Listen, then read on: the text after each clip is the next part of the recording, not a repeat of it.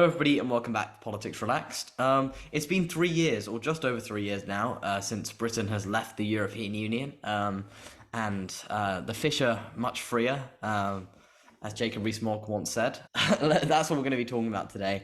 Yeah, let's get started. Anybody want to start? I think you're in a good position to start, Felix. I mean, sure. It's it's been exactly what a lot of people said it would be. I mean, the economy is in a pretty poor place. Trade is in a pretty poor place.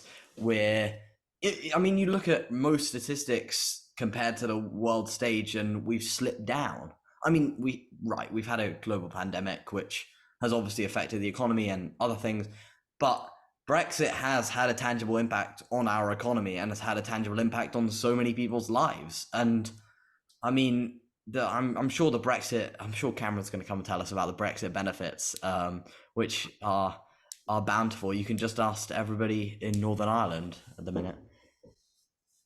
Well, what I will tackle is the comment you made about trade first. Hmm. I actually think that trade was a big reason why people in this country voted to leave the European Union, and I think that we have seen massive trade benefits as a result of Brexit. Actually, if you look at, for instance, our exports to the EU, they have risen from before the referendum from 56 billion to now 90 billion.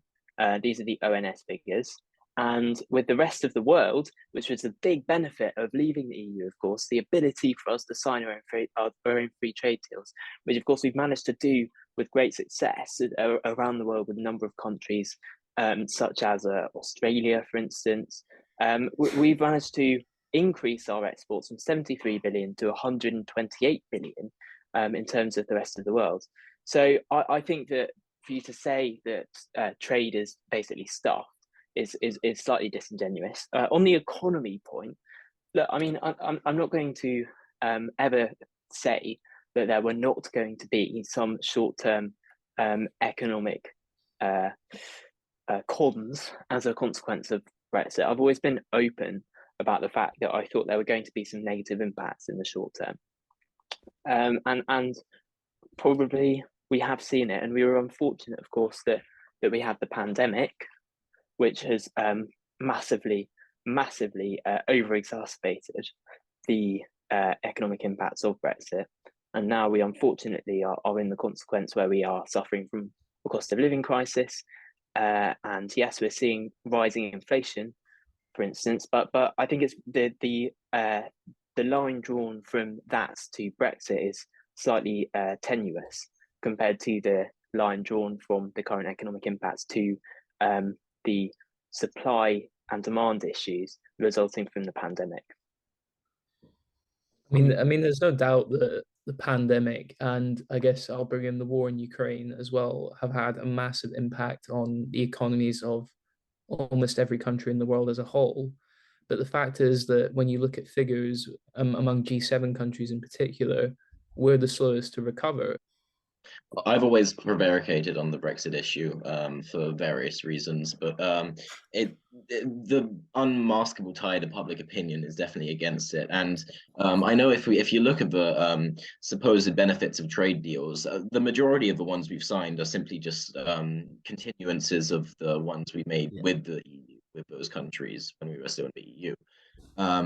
And sure, there's some more unique ones like Australia, but you it's difficult to say whether those really bring that unique of a benefit that we wouldn't have had within the EU. And really, just looking at economic growth and recovery from the pandemic, that's also not a good picture. I mean, it's difficult to say how much the pandemic masked or continues to mask the effects of Brexit, and but it does to some extent. I wouldn't agree with the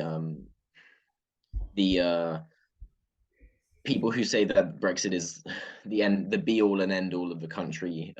People like I don't know, Alistair Campbell or something, who will mention it at every available opportunity. I think there is still perhaps just some, there is still optimism available around this around Brexit, but I don't think it's been a particularly good start. And I'm still questioning the necessity of it in the first place.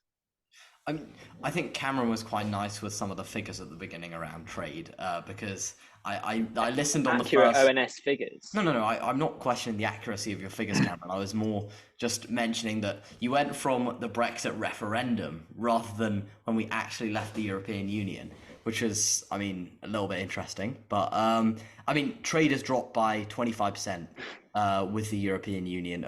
Overall gross domestic product being traded has fallen by 8% from 2019 to 2021. I mean, it's undeniable that Brexit has affected our trade links, and a lot of the free trade agreements that were one of these massive Brexit benefits have not really reaped the rewards that people were expecting, and it doesn't make up for what we had with Europe before, because Europe is our closest trading partner. It's the closest to us, so therefore it makes the most sense that we trade with them, because it's going to be cheapest to transport goods into Europe.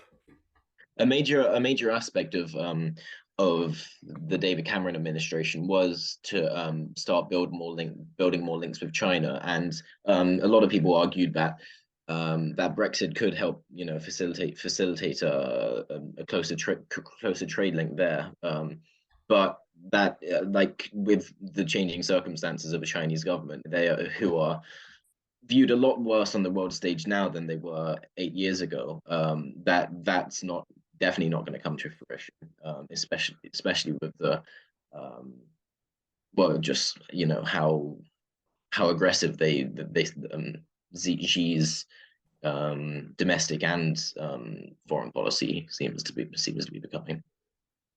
I mean, what I'd say is, Felix, you talked about the sort of overall fall in trade since we actually actively left the European Union. Obviously, during the years between the referendum and when we actually left, it was slightly tumultuous as a consequence of the political wrangling that we had, because we didn't have a single party majority government, and that was obviously a deeply painful periods to have to go through. But the fact is that we've come out of the other side, and you talk about the trade, but I mean, what really matters is the exports, because that's what's bringing the money in. You know, as a country, we've been over reliant on imports for a long time, and Piers mentioned China. Of course, we are very reliant on imports from China, and the pandemic hit us very hard in that respect, because the whole supply chain was impacted. So what I'm glad to see that we're actually massively turbocharging our exports in the way we have, and it is simply a fact that we have massively increased the exports to both the EU and and around the world since the Brexit referendum.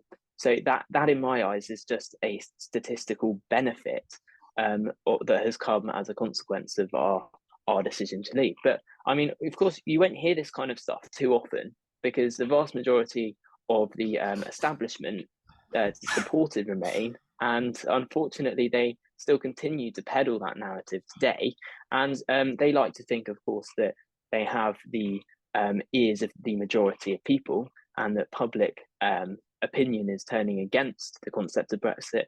But the fact is that we had a referendum. There was a clear, obvious result from that referendum, and it has been delivered. So we have gone beyond that point now. And now it's important that we make the most of those benefits. And I think that every single British person should get on board with the benefits of Brexit. And we've talked about trade, we talked about the economy, but the principal reasons why people voted for Brexit, of course, were the political and social issues. You know, I would have supported the UK remaining in a sort of EEC-styled community. You know, I believe in the benefits of that. But the problem is that the politicization of that organization over a period of decades, transforming it into the union, the European Union, that I believed was heading in the direction of a continental supernation, is something that I could never, in my right mind, get on board with. So, had David Cameron gone and he had achieved a deal with the EU back in 2011 that could have reformed the EU into an economic community, where we would have been abolishing the courts and political establishments and institutions that were developed over a period of decades, I would have supported that. I'm not anti-European economic cooperation. What I am against is the erosion of our sovereignty, the parliamentary sovereignty, and the rights of our courts and judiciary in this country to preside over the rules and laws of our nation. And I believe that is where we were heading in the EU, and we're better off out of it. Yeah, that's where I get conflicted, really, because I do agree with the sentiment of that, in that the EU overdeveloped after the 1990s, and it wasn't exactly necessary, but it's just I didn't sacrificing the economic benefits that you mentioned, that have been around in the past, just for that is not, I don't think, particularly worth it, unless we can really prove that the economy will be better on its own, which it hasn't proven. I do want to come back on some of what Cameron said there. I mean, you talked about the establishment being against Brexit. This isn't the establishment. This is the voters themselves that voted for Brexit, who now, a majority of whom regret voting for Brexit. And then you come in and you keep using that statistic, but again, it's from 2016, and actually exports have fallen with Europe down 20%. So Brexit is not improving our trade policy. But I don't want to carry on with trade policy because we kind of went or moved away from that. Now, I mean, I'm not sure I really buy this European supercontinent that it's turning into. I mean, you look at Europe right now, right? I mean, we were one of the most powerful, if not the most powerful country in the EU, and we had a lot of pulling power. I mean, but we kept electing idiots like Nigel Farage to the European Parliament, who couldn't really care less about doing anything in Europe, and instead just wanted to get out of there for so many years when we were in Europe. So it's like, of course we weren't getting the best out of Europe because we kept sending idiots. Quite simply. And I just don't buy this European supernation stuff. You look at the European Union right now, it's not a European supernation by any stretch of the imagination. And you have people like Boris Johnson saying, well, Ukraine should actually join the European Union. I think the EU, kind of the whole Brexit debate was also, it's of my opinion that it was primarily motivated by deep-rooted social issues, particularly in reference to immigration. I think you look at people in the north. You heard this debate during the time of the referendum, and opinion polling indicates this from that time, that people kind of not were fed up, but kind of saw their country as being taken over in a way. And whether you want to agree that they were misinformed with that or not isn't the part of the debate right now. But kind of the line stemming from, I guess, people like Nigel Farage and other Leave supporters is that we would kind of take back control of our own borders in a way and kind of sort out the immigration crisis. But when in reality is that it's not getting any better, the immigration rate is not slowed down, and I guess kind of the immigration crisis that you saw in October and November indicates that we haven't really taken hold of the immense problem that stems from mass immigration. I mean, you could point to the fact that we've let our politicians in charge of that, and that's not Brexit's fault. But I think many people were promised too much, and kind of the Leave campaign were giving too many potential benefits. And when in reality is that we may see slight export growth, that it's not enough to justify leaving, I guess, the economic benefits of staying within that mass trading bloc of the EU. I think we've got to be really careful around framing the position of sort of working class people in the north to be based solely around these sort of social issues, and it's led to that kind of I think deeply offensive narrative about a certain sector of society being more racist than others or whatnot. Just because they no. So I'm not putting words in your mouth. I'm not saying that that's what you said. What I'm saying is that I think that's the direction that a lot of people have headed in, and I think that we need to really be careful about that, because I think a lot of working class people in the north, for instance, will really value the constitutional principle of parliamentary sovereignty and the rights of our courts. And I think those are the things that were really in their heads when they were voting. I think immigration is an issue, and if you look at the numbers throughout the 2010s, it was growing immensely high. And clearly, since leaving the EU, we have been able to implement a fantastic points-based system for legal migration that allows us to bring the greatest talent into the country. And as a result, we have been able to cut legal migration to more sustainable levels. And clearly the ending of free movement has helped that, which I think was a massive success from Brexit.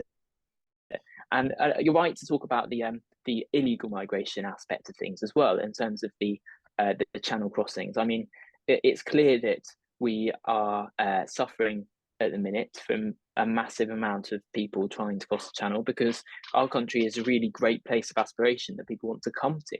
And by the way, I think that's quite an argument against the sort of the doomsayers of our youth, who will quite often suggest that our nation is essentially a gigantic shithole, which is completely inaccurate, particularly given the number of people from other European countries, such as Albania, who want to come here and risk their lives to do so. And what I think as well is we're going to be able to implement lots of the schemes that we want to do as a consequence of leaving the European Union in relation to illegal migrants. And clearly, we've only just left the European Union 3 years ago. So it's going to take time for us to implement these things. But of course, we've talked about these things before, things like the Rwanda scheme. Some of these European institutions, I know it's not the EU, but these continental institutions still want to prevent the Rwanda scheme from going ahead. And I think that's quite shocking, really. And we should definitely return the principal judicial authority to our own Supreme Court and take it away from, finish the job of Brexit, essentially, and take it away from the European courts that we're continuing to unfortunately be presided over. There's a lot to pick out there. I'm not going to pick out all of it, and I'm certainly not going to be talking about the human rights, Dominic Raab's Human Rights Act and things like that, because I don't think it's particularly to do with Brexit. Yeah, I don't. So I probably will be editing that little section out, but you know, I'm shocked. No, anyway. No, you must be joking. That's not about Brexit. It's not anything to do with Brexit. Related to Brexit. It is. That is related to Brexit. Okay. We've talked trying enough to edit about, me out. Trying to edit me out. Okay. Let's pretend I didn't say that. I want to come back in on some of the things you said. I actually, I did like a bit of what you were saying there, which is very surprising when we're talking about Brexit. I mean, it was the first part about branding kind of Northerners as, oh well, they're all anti-immigration racists, and I mean that's obviously not the case. And let's be clear here, we often use Northerners as kind of a term in politics, or like the Red Wall, and it's like this is not one monolithic group. There's a lot of different people in the North and with lots of different political views. But I mean, there certainly was a section of society that was voting for Brexit for immigration, and because they were fearful of the number of immigrants that were coming into the UK. And you can see that through polling. And I mean, there's certainly, I mean, the politics has to take a lot of lessons from Brexit. And I think, I mean, we've started to do that, but there's definitely a lot we can learn from Brexit on all sides of politics, from whatever the opposition is on Brexit around. I mean, it was a lot of it was a protest vote, right? And a lot of it was because they didn't, like, there were a lot of people that didn't feel like the people in politics were representing them. And I mean, I hope that leads to some sorts of changes. I mean, we've seen the promises of levelling up, right? Which have, I mean, I think a lot of that came from Brexit and what that Brexit vote meant. Because it was, for a lot of people, it was a protest against the fact that they were not being listened to. Lessons to be learned in Westminster about the Brexit vote and what that means. Yeah, I think we have lost a lot of sensibility in Westminster since the Brexit vote. The May years were characterized by just constant infighting, and then Boris Johnson is an oaf, and then Liz Truss. So that's not a particularly good progression, and I think it started with David Cameron pointlessly resigning as well. But that's far in the past now. It doesn't seem to be fixing itself. There's still an awful lot of scandals going on, and well, I mean, on the opposition as well. That was the Labour was hopelessly divided for a few years as well. That is in a better position, but yeah, that's the the normality of Parliament is something that hasn't been around for a while, and I think needs to come back. So just it being a bit more normal. But I think we can argue about the importance of the populist element as well. Yeah, How it kind of got swept up among Europe and then kind of infected the UK. You saw Farage, Johnson, if you will, kind of sprung up and argue about those, people, us versus them, the anti-establishment rhetoric, which was, I think, undeniably attractive to people who felt economically disadvantaged by not believing that those in power were refusing to listen to them. And I think what the outcome of 2016 tells us is that, many people felt that Parliament wasn't listening to them. And I think many political parties need to take that on board. And then when they're designing their policies, they need to keep the interests of the people at mind. And whether that be certain topics like immigration or the economy or health, I don't know, because it's clear that Parliament isn't working right now and it's deeply polarized. And I think that kind of stems from Brexit. That seems like a natural end. I'll have a I lot of agree. fun editing that. Thank you to you for watching the video. Thank you to you guys for coming along. Like the video, subscribe.